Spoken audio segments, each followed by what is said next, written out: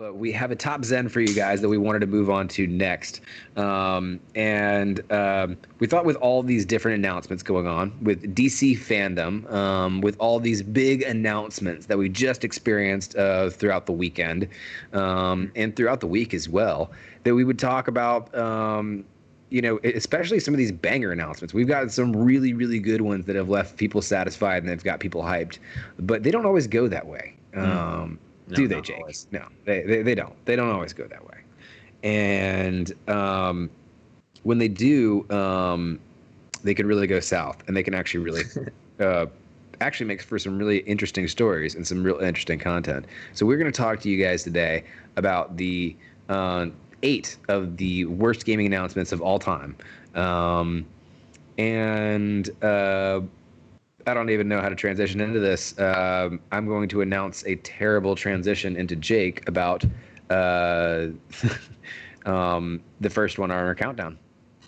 Yeah, so number 1 on our countdown of the 8 worst gaming announcements of all time can only get better than Dotson's transition into it. Only go up from there. Set the bar low. The first one comes from E3 2006, and let me set the scene for you right now. You're a 16-year-old Jake. You've got a bowl of cereal. You're super excited to hear about this brand new gaming console, the PlayStation 3, that's rivaling the Xbox 360. Beard is the same length. And yeah, the beard's the exact same length. And you're trying to figure out which one of these bad boys is daddy bringing home. What am I going to play? Who's going to win this console war this year? What's happening? Why am I so excited and talking like this? No one knows. But then in E3 2006, PlayStation gutted us by giving us a $600 price tag for the PlayStation 3. And the reason why this tops up the worst gaming announcements of all time is because if you weren't there, or if you're not old enough to remember whenever this happened, a $600 price tag for a console was outrageous whenever you compare it to the premium version of the Xbox 360 came out at $400, and then I believe the Wii was selling for maybe $250. Yeah. And so it's because PS4 and Wii ended up coming out at a similar time. Xbox was already out at that time, and it was like, do I play all the games I want to play on PlayStation 4, or do I be able to afford to play any games at all? Exactly.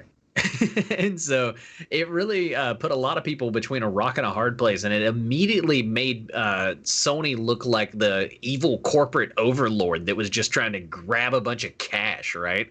And so everyone started to look at Xbox as like, oh, look at the American console. It's made at American prices that the middle American can buy, that you can play Halo and Master Chief, and you don't need that, Sony, right? Like, get that out of my house. This is a Ford house here. You know what I mean?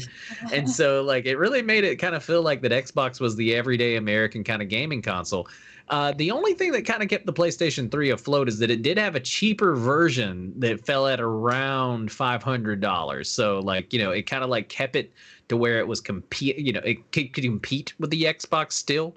You didn't have to get the I think like 500 megabytes at the time of like that they were toting around as like, look at how big you could save tons of games here. But anyway, this was the reason why it is one of the first ones on my list. Is it was just a huge punch in the gut for most everybody that was sitting around watching E3 2006, and it was shocking. Everybody kind of knew Xbox was going to win the console wars, and PlayStation 3 still ended up doing pretty good. After they got the price point down a little bit lower later on, it became one of the larger selling consoles within the PlayStation universe.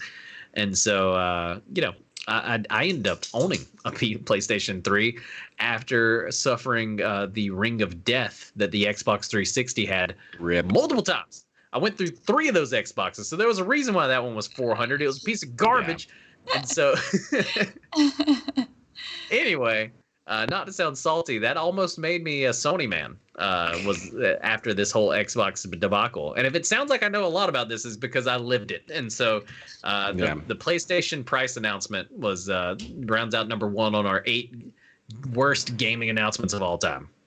Yeah, that was a pretty horrible one. Did you ever?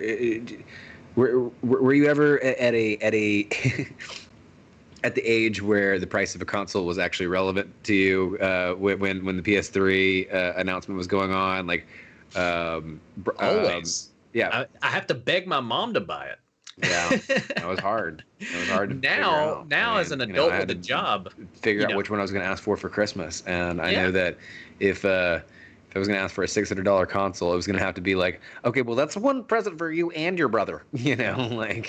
Yeah, well, see, that's what we would always do. I have two older brothers, and so we would get a joint console for a lot of our Christmas presents, but they would always hog the console, so it'd be like my present, but my present was like getting to watch them play games.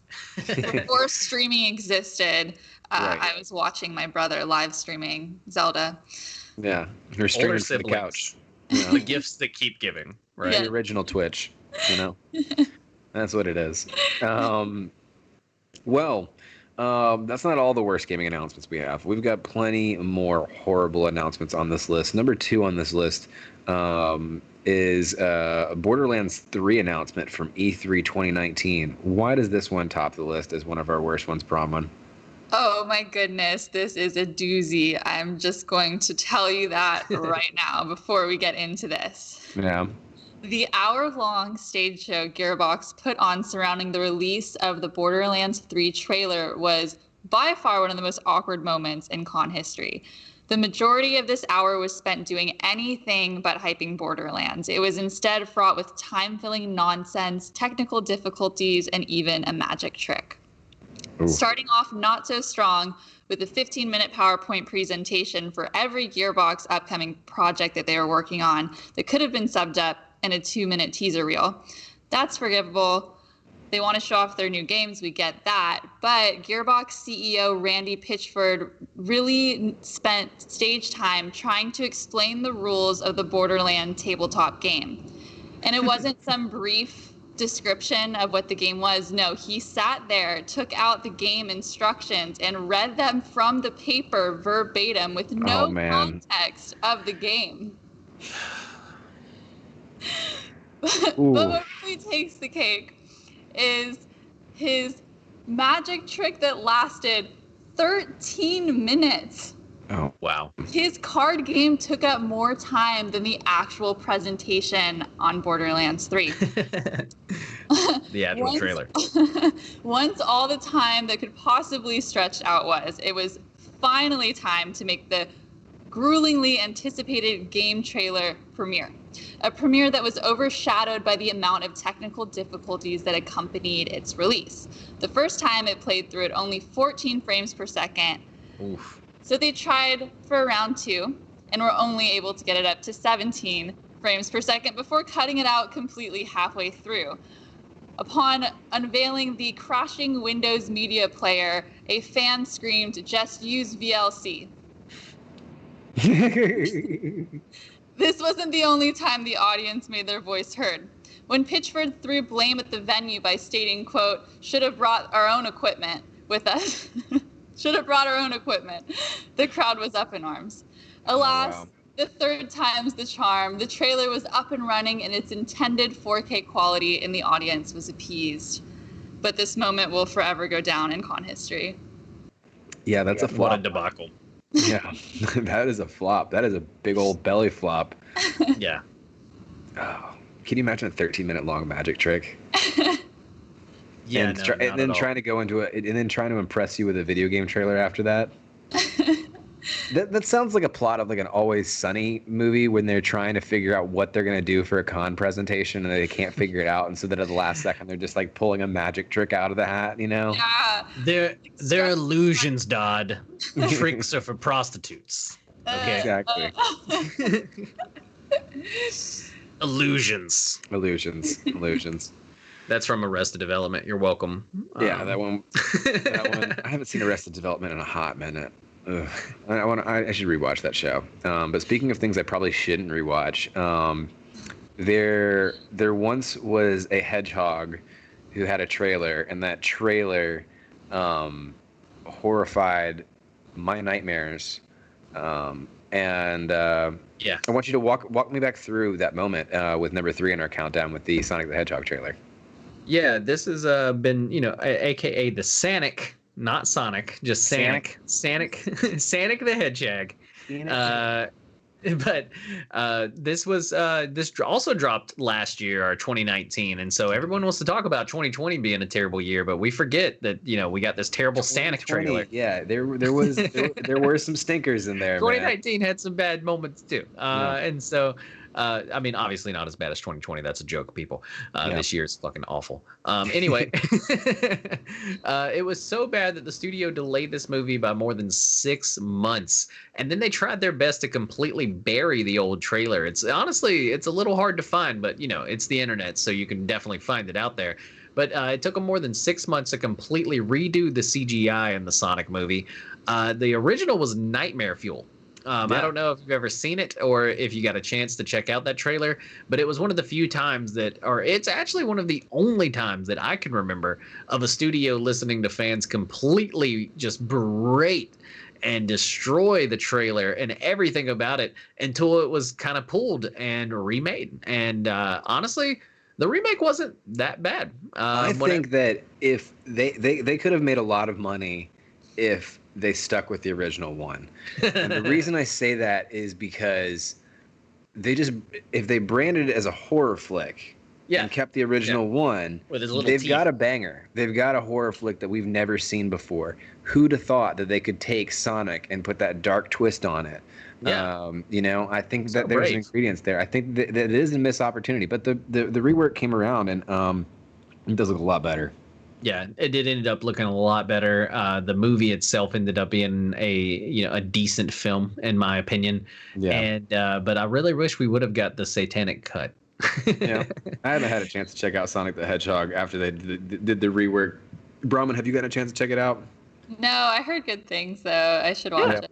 Jim Carrey honestly kind of did a great job too, as Eggman, and so James Marsters is apparently pretty funny in it as well. Yeah, no, it was all around. It was not a terrible film. The Sonic redesign looked great, but this infamous trailer will forever live on in our memories. And speaking of Sega, kind of like dropping the ball or dropping, I guess, huge announcements. Bronwyn or Dotson, you actually have our number 4 at this list. What happened at E3 in 1995? Take us way back. E3 1995 will go down in E3 history, which is something that is since fading. I don't think they're even like E3 is not even really a big deal anymore. Back in 1995, this was a big deal, and this is where you announce the big banger consoles that are coming out. And I want anybody that is familiar with E3, I just want you to close your eyes real quick. I'm watching both of you guys. Close your eyes real quick, and imagine what would happen if Sony went up on stage right now and said the PS5 is available right now, and all the Black Friday bullshit madness that would go on in all the stores across the country. Walmart's burning down. Yeah, trample each other in the name of capitalism for these new consoles. Well, that's exactly what happened in 1995 with the Sega Saturn. Basically, what happened was Sega came out and they were like, all right, guys, we got an announcement that's going to blow your mind. All right? We're dropping our console today. And none of the stores were ready for it. Yeah. Of course, there was a huge bombshell. Crowd goes wild. And none of the stores were prepared for it. And so the move completely backfired. And none of the gaming retailers were ready. None of the production was ready. There was a massive amount of demand and a tiny limited supply. And because of it, the Sega Saturn is just a kind of a footnote in the video game console history. I mean, Brahman, have you even heard of any game on the Sega Saturn? Like, have you heard of anything about it? I have not. Yeah. No, it was released the year I was born, so I'll forgive myself. Jake, have you heard anything about the Sega Saturn ever before? Never really heard anything about the Sega Saturn, but was always a big Sega fan as a kid. Yeah. And so like, it's one of those things where like, I cannot, because I had the Sega Genesis, right? But then 95, I was about 5 years old, so I wasn't necessarily born then. So I mean, I was born then, but like it was, like I definitely wasn't thinking about, let me get my hands on this new Sega Saturn the day it drops. But just the idea of like somebody walking out there and just being like, "Yo, we're dropping a console today." Like it's out there, PS5, the world would burn. They're lucky that in 95 they didn't have TikTok and Twitter and Facebook and like everything that we have today, because like, there would have been chaos in the streets. Exactly. Yeah. It would have been absolutely madness if that had happened. But that's not the only horrible announcement we have on our countdown. We have another horrible announcement about a mobile game that Bronwyn has a lot more information on. Tell us a little bit about Diablo Mobile and their announcement there. Yeah, so Diablo Mobile, that announcement pissed off many, many nerds. Fans were up in arms after being teased new Diablo content on Blizzard's Twitter prior to the con, only to find out there were no plans for PC or console. Instead, their focus was set on mobile. Blizzard is so out of touch with their fans after being booed for saying Diablo Immortal wasn't coming to PC. Principal designer Wyatt Chang jokingly replied, "Do you guys not have phones?" At which point another panel member said, "You can play on your tablet too." Ooh, man. Okay. Read the room. People are also upset that they were outsourcing a lot of the development of the mobile game to the Chinese company NetEase, deeming it an insult to Blizzard employees. What people really wanted was Diablo 4, which they finally got a taste of at BlizzCon in 2019. Do you think the fans are happy now, guys? Maybe so. They had to wait a little bit. I don't know. I remember this, and it was gutting. Like, fans were pissed. I remember there was almost mass hysteria. Like, there was almost riots in the streets because, like, people were like, they were very upset. Like, and like you said, the guy off-puttingly just saying, "Do you guys not have phones?" Everybody was just like, "Oh my God, I will burn this place to the ground, sir." But it looks like fans are going to be happy going forward, especially now that they're going to be given the Diablo that they wanted from the beginning. Yeah. One guy even asked in the Q&A, he's like, "Is this a ill-timed April Fool's joke?" Yeah, is this a joke? Am I a joke to you, sir? Oh man, that's pretty bad when they said that at your panel. Yeah. Oh, man. Well, that's not the only time that there's been a terrible, terrible announcement made in the sake of a video game company. And speaking of companies that had literally gotten just completely slam dunked on, I mean, earlier we started off the countdown with a console announcement, right? The Sony price announcement, right, and how that was a big bummer. It's interesting because once you go one generation forward in the console wars, the whole script flips at E3 2013.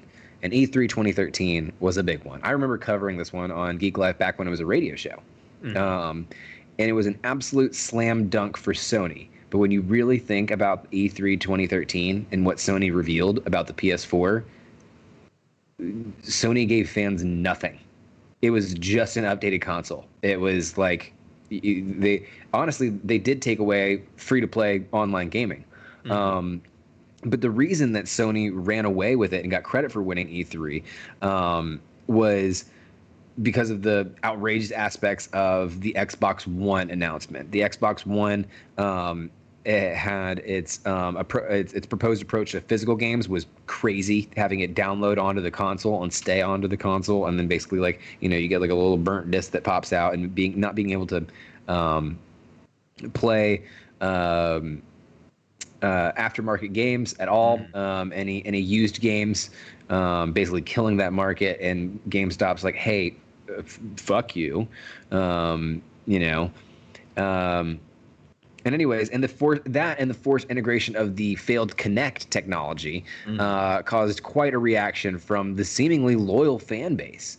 Thankfully, Microsoft quickly band together on this feature due to the overwhelming negative response. Do you remember this one, Jake? Do you remember us talking about this one at all? I remember this clearly Yeah. because I was pretty pissed off with everybody else. Like, we thought we weren't going to be able to share games with friends anymore. Like, you thought, like, oh, I wouldn't be able to let my buddy kind of just borrow a copy of the game anymore because, like, after it's kind of like scanned and downloaded onto mine, Xbox, it's kind of just there forever. We thought, GameStop and the ability to trade in game or use, basically the ability to trade in games and, go to GameStop, get some money in, Right. just because, like, oh, I kind of beat it quickly here, give me whatever, that we thought that was over. And so this was huge news that a lot of people were devastated about. Like you said, PlayStation just goes, okay, we're updating everything to be competitive with Microsoft, right? We're going to keep it at the same price point. So it's still going to be a little expensive, but like now it's 2013. So, you're making a little more money, right? Inflation. And so like, they kind of kept it around the same price point, but they made it much stronger, which made it seem a little bit better. But then at the same time, you had Xbox come in and say, by the way, check us out with our goofy ass Connect shit that we're going to make you kind of like try to keep on your system. And it was just a whole debacle for Microsoft that year. And they backtracked a bunch of stuff. And so I remember them essentially having to kind of like go right back to the drawing board. There was even the whole debacle where people thought that the Kinect was going to start sensing how many people were in your room. That way you couldn't have more than like 10 people watching a movie. And Big like, Brother watching you all the time. Oh my God, dude. Yeah. Yes. Like, dude, Xbox got Get it the this tape year. over your Xbox Connect camera. And I remember us covering it, and I remember just thinking like, oh my God, I may never buy a Microsoft product again. And luckily they backtracked completely and listened to the fans. So yeah. Well, speaking about fan outcry, moving on to our next worst announcement. I don't think this countdown would be complete if we didn't talk about Craig. Tell us a little bit about Craig and why Craig's important in this conversation, Jake. Well, number 7 on our countdown of the worst con announcements or just worst gaming announcements of all time, to be honest. Yeah, they're just worst announcements of all time. Was the Halo Infinite Comic-Con at home trailer that left everyone essentially flabbergasted.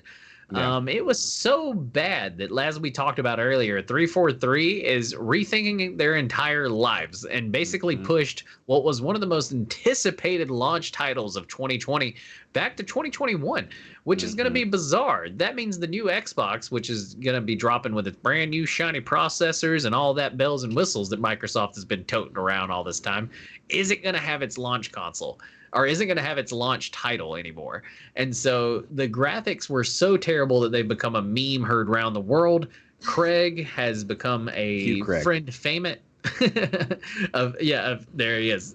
This guy has become a internet phenomenon, as people has said, what the hell, what year is this? And everyone's trying to forget that it's 2020. So I guess 343 Craig Industries is a mixture between Thanos and Homer Simpson. But I guess 343 Industries said, okay, are you guys sick of 2020? We're going to take you back to 2002. And so they dialed it all the way back on this one. But this has been one of the biggest, and this is an announcement from this year, too. So this is a fresh wound. They're trying to hit you with the nostalgia factor by hitting you with shitty graphics. Exactly, yeah. Like taking it back old school, if you will. Right. Like, Stardew Valley did with 8-bit. Yeah, exactly. But 343 exactly, man. Kind of completely went back to the drawing board. They pushed it back. We're gonna probably get an updated trailer before the end of this year, if I had to guess, and we'll see if Xbox can de-X-bone this one. Craig's gonna be looking fantastic. I hope the new trailer has the same exact graphics for just Craig. Everything else is updated, but Craig looks the exact same, and they put a mustache on him. Exactly. Well, hopefully so. Hopefully Craig will fail to disappoint as much as our last one here on this countdown does. Now, this is another one, another announcement that came from recently this year, and this was Pokemon Unite. Now, for those of you in the Pokemon community, you know exactly why this one made the countdown, because you saw how the announcement from this video became very quickly the most disliked video on the Pokemon Company's YouTube page. Let's just say that the Pokemon Company did a really bad job for building a hype train for some of its 2020 releases. Not necessarily a bad job, but at least a bad job on the back end. Okay, it did earlier this year. The Pokemon Company hit us with 2 back-to-back announcements. One of which was all this DLC and all these great, awesome new content. We got first looks at Isle of Armor, and we got the first announcement contained Pokemon Snap. It contained that new cafe mix game, which like, hey, it's a little free to play game, but it's actually a pretty good one. It's got a really cool art style. It's pretty interesting. And when you mix it in with my teeth.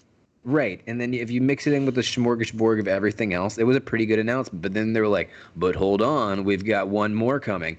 And all the Pokemon fans were like sitting there trying to decode it. And they're like, well, he's got all the Johto Pokemon behind him in the announcement. And so he's going to announce, let's go Johto. And then other fans are like, no, Diamond and Pearl remakes, because everyone's been shouting that for years and years and years. And look, I want it to happen too, but it's not happening yet. But instead, we got a fucking MOBA, dude. Like, we got League of Legends Pokemon just because Pokemon wanted to cash in on something else. And like, it was funny because the first announcement came and we were like, oh, okay, well, it's going to be one thing. And then they were like, no, the rest of this trailer is us playing the game. Ha ha ha ha. This is fun. You can play it on your phone. And it's like, oh man, it was one of it you was a kids very, got phones, right? Exactly. You kids got phones, right? What, you guys don't have a phone? You can also play it on your tablet. Yeah, you can. Exactly. The downvotes just swarmed in hard, and really, really made this one of the most disliked videos out there. Do you what do you think's made this announcement so incredibly disliked? I know I gave some of the reasons, Bronwyn, but do you think it's fans' own fault for kind of hyping things up more than they need to be, or do you think Pokemon really kind of dropped the ball with this cadence of announcements? I am thinking it's more on this, like, on Pokemon's end, just because, I mean, fans are, of course, going to be speculating what's happening and, like, trying to figure out what's going on. And then there's Pokemon, on the other hand, being like, ooh, I'm going to tease you some more. I'm going to tease you some more. Right. So I think they kind of built the stage for disappointment, which shouldn't be the case. Yeah, that's fair. That's fair. Well, that about puts a wrap on our top 8 countdown of the worst announcements. I think they're all particularly video game announcements. Yes, they are. Worst video game announcements of all time. And there were some pretty awful ones in there. I mean, I remember, man, a lot of these still have a bad taste, a lingering bad taste in my mouth. You know.